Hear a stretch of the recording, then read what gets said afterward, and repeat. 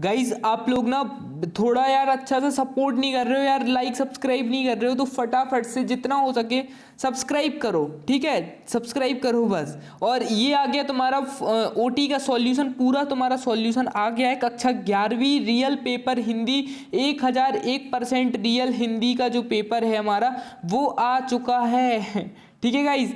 चलो तो यहां पर हम लोग सबसे पहले देखते हैं सही विकल्प। देखो लो बैटरी फोन का बुरा हाल हो चुका है, लेकिन फिर भी तुम्हारे लिए लगे रहना है पूरे टाइम, ठीक है।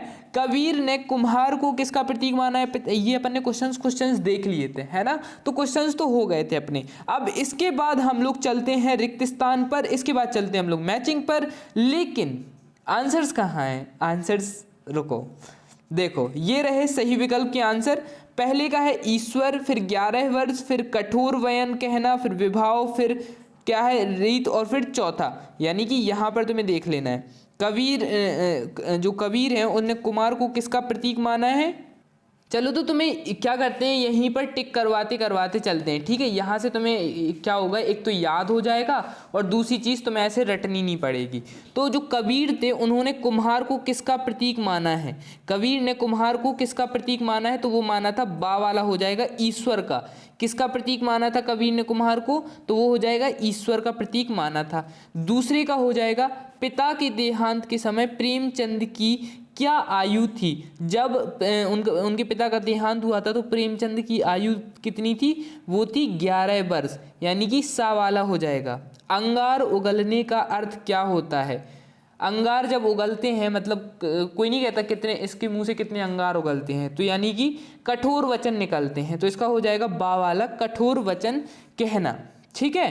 चलो अब इसके बाद नेक्स्ट क्वेश्चन हो जाएगा उत्तेजना के मूल कारण को क्या कहते हैं? उत्तेजना के मूल कारण को क्या कहते हैं? तो उसको कहते हैं विभाव, ठीक है, उसको क्या कहते हैं? विभाव। इसके बाद नेक्स्ट क्वेश्चन है खुदाई के समय गर्मी कम करने के लिए कुई के ऊपर क्या फेंका जाता था? जो कुई होती थी उसके ऊपर हम लोग क्या फेंक देते थे? उसके ऊपर फेंकते थे रेत। यहाँ पर लिखा नहीं है, अच्छे से लिख देते हैं, रेत, ठीक है, रेत फेंकते थे। पत्रकारिता लोकतंत्र का कौन सा स्तंभ है? पत्रकारिता जो होती है, जो हम पत्रकारिता समझते हो ना, लोकतंत्र का कौन सा स्तंभ है? लोकतंत्र का स्तंभ माना जाता है, वो माना जाता है चौथा। कौन सा स्तंभ माना जाता है? चौथा वाला। चलो इसके बाद नेक्स्ट क्वेश्चन देख लेते हैं, वो है रिक्त स्थान। कवि दुष्यंत ने वृक्ष के साए में क्या किया है? तो इसमें लगाने की बात कही है, तो वो कही है ये छाव, ठीक है। क्या लगाने की बात कही? तो वो कही है छाव। शूटिंग वाले घर के पड़ोस में एक रहता था, तो वो रहता था हमारा धोबी। शूटिंग वाले घर के पड़ोस में एक धोबी रहता था। तीसरे वाले क्वेश्चन का आंसर हो जाएगा बच्चों शब्द युग्म के कितने प्रकार होते हैं? तो वो होते हैं 3 प्रकार। शब्द युग्म के यहाँ पर लिख देते हैं, ऐसे दिखा देते हैं। पहले का हो जाएगा हमारा छाव, दूसरे का हो जाएगा धोबी, तीसरे का हो जाएगा तीन, चौथे का हो जाएगा अलंकार के 2 भेद श्लेष एवं काकू होते हैं, तो वो हो जाएगा हमारा वक्रोक्ति अलंकार। वक्रोक्ति अलंकार में क्या होते हैं? 2 भेद श्लेष एवं 1 काकू होता है। ऑल इंडिया रेडियो, ठीक है, यहाँ पर दिखा देते हैं। ऑल इंडिया रेडियो की स्थापना में हुई है, तो वो कब हुई थी? 1936, ठीक है। कब हुई थी? 1936 में हुई थी, यहाँ पर है ना। कब हुई थी? 1936 में हुई थी। अब इसके बाद लता मंगेशकर ने सुप्रसिद्ध गायक की पुत्री कौन है? तो वो हो जाएंगी लता मंगेशकर। सुप्रसिद्ध गायक की पुत्री हैं जो लता मंगेशकर हैं, कौन से फेमस गायक की पुत्री हैं?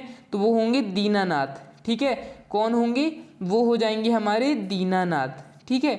यहाँ पर आंसर कर लेना है, तो इसका देख लो, यहाँ पर 1936 1936 और इनका हो जाएगा दीनानाथ, ठीक है। अब बात करते हैं सीधे सत्य असत्य पर, ठीक है। सत्य असत्य पर चलते हैं। अभी तक अगर आपने वीडियो को लाइक, है ना, चैनल सब्सक्राइब या जल्दी से 44K कंप्लीट कराना है। 44K कंप्लीट होते ही यार मज़े ही आ जाएगा सच में यार, बिल्कुल ऐसा लगेगा कि यार मेहनत हो गई है हमारी सक्सेसफुल, है ना। चलो क्योंकि देखो, तुम खुद देख लो बैटरी कितनी % बची हुई है।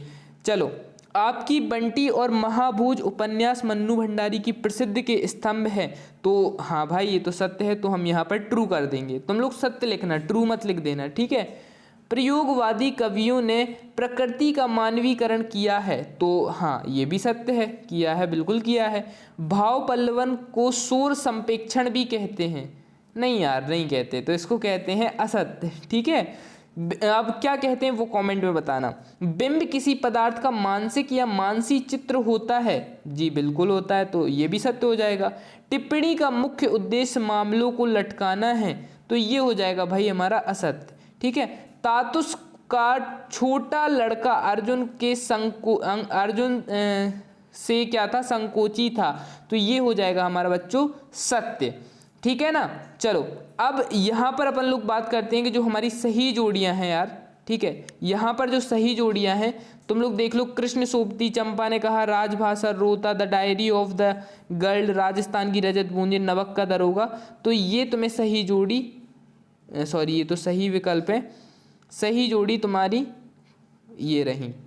ठीक है, देखो कृष्ण सोवती, जो कृष्ण सोवती हैं उसका किससे हो जाएगा, हमारा कृष्ण सोवती का हो जाएगा गुजरात से।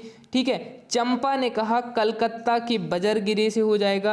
राजभाषा सरकारी कामकाज की भाषा होती है। रोला, इसमें 13-12 मात्राएं होती हैं। फिर इसके बाद the diary of the girl, ये एनी फ्रैंक की हो जाएगी। नमक का दरोगा, ये हमारा अनुपम मिश्र हो जाएंगे। ठीक है बच्चों, पूरे आंसर्स आपके कंप्लीट करा दिए हैं जितने भी इसमें आते थे। ठीक है, अब बचे हमारे एक वाक्य के। ठीक है, किसके बचे हैं, एक वाक्य के। तो यहाँ पर हम लोग देखेंगे कवि भवानी प्रसाद मिश्र के परिवार में कुल कितने सदस्य थे, तो टोटल 10 थे, 8 भाई बहन थे और 2 माता पिता थे, तो 8 2 10 हो गए, क्योंकि 8 कितने थे, भाई बहन थे प्लस 2 माता पिता, तो यहाँ पर हम लोग भयानक मैथ लगाएंगे तो ये 10 हो जाएगा। यार इतनी मैथ मुझे आती है तो कहीं तो मेरा सिलेक्शन हो ही जाएगा यार, है ना, यूपीएससी ऐसे कुछ, इतनी मैथ आती है मुझे अब। हाँ चलो, पता नहीं मैं 7th क्लास में फेल क्यों हो गया था पर मैथ में। चलो नेक्स्ट क्वेश्चन देख लेते हैं। नागार्जुन आधुनिक काल के किस वाद के कवि हैं, तो जो नागार्जुन थे ना वो किस वाद के कवि थे, तो वो थे शून्यवाद के कवि। ठीक है, 2 या 2 से अधिक व्यक्तियों के बीच होने वाला संभाषण, जो 2 या 2 से अधिक व्यक्तियों के बीच होने वाला संभाषण वो क्या कहलाता है, वो कहलाता है सजावट। ठीक है, क्या कहलाता है, सजावट कहलाता है। अब इसके आंसर तुम्हें यहाँ पर दिखा दिए जाएंगे।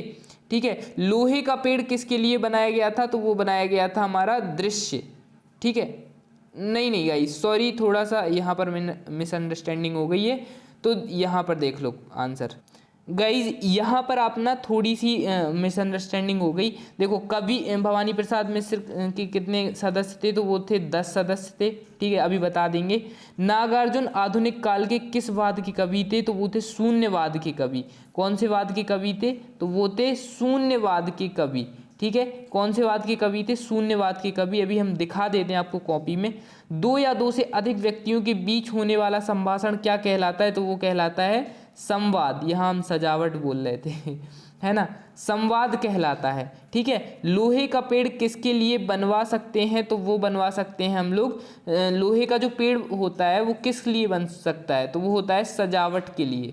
ठीक है, किस लिए बन सकता है, सजावट के लिए बन सकता है। पटकथा की मूल इकाई क्या होती है, पटकथा की मूल इकाई हो जाती है हमारी दृश्य। ठीक है, पटकथा की मूल इकाई हो जाती है हमारी दृश्य।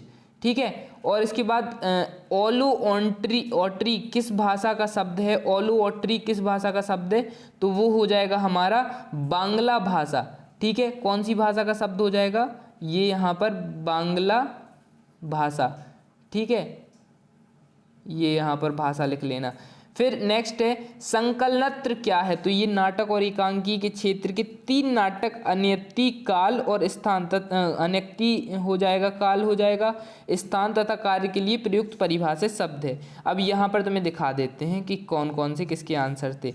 देखो ये जो एक गलती हो गई थी यहाँ पर, कि यहाँ पर थर्ड वाले का तुम्हें क्या करना था, संवाद यहाँ पर। ठीक है, संवाद कर लेना था, मैंने वहीं पर ऊपर बता दिया है तो कंफ्यूज नहीं होना, है ना। बाकी ऊपर सब बता दिया है, तो बीच वाले का संवाद कर लेना, बाकी सब सही है। ठीक है, स्क्रीनशॉट ले लो। 8 भाई और बहन ऐसे लिखना है।